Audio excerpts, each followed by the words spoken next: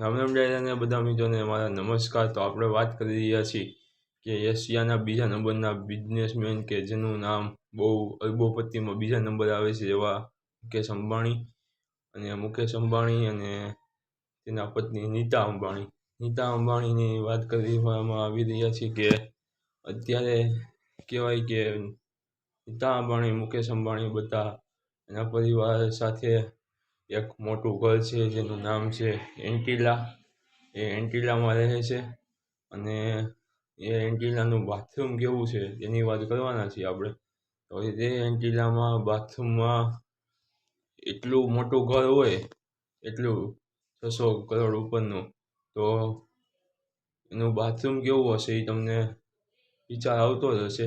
એનું બાથરૂમ રાજાશાહી જેવું છે, આમ ઊંચા માળેલું બાથરૂમ।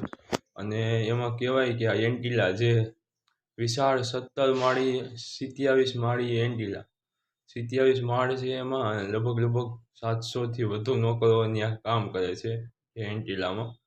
અને તેમાં બેડરૂમ એમાં સ્વિમિંગ પુલની સુવિધા છે, હેલીપેડની પણ સુવિધા છે અને કાર પાર્કિંગ માટે 4 થી 5 ફ્લોરની પણ સુવિધા છે।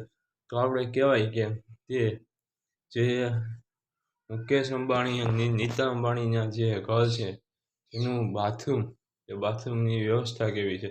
તે બાથરૂમમાં એવું છે કે જે ત્યાં તમે બધી દિવાલો છે ત્યાં પડદા મારેલા છે કે ત્યાં તમે જોઈ શકો, જ્યાંનો તમારે અનુભવ કરવો હોય ત્યાં તમે પર્વત હોય તો પર્વત દેખાય અને તમને પર્વત ઉપર બેઠા હોય ને એવી રીતના સ્નાન કરતા એવો તમને અનુભવ થાય। અને બીજું કહેવાય કે ત્યાં દરિયો ફરતે તમે કોમ્પ્યુટરિંગ સિસ્ટમ છે અને તમારે દરિયો ફરતો દરિયાનું દૃશ્ય તમારે જોવું હોય તો દરિયાનું દૃશ્ય દેખાય, એમાં તમે બેઠા સ્નાન કરી શકો। ત્યાં ફરતી દિવાલમાં એવું સેન્સર રાખવામાં આવ્યું છે।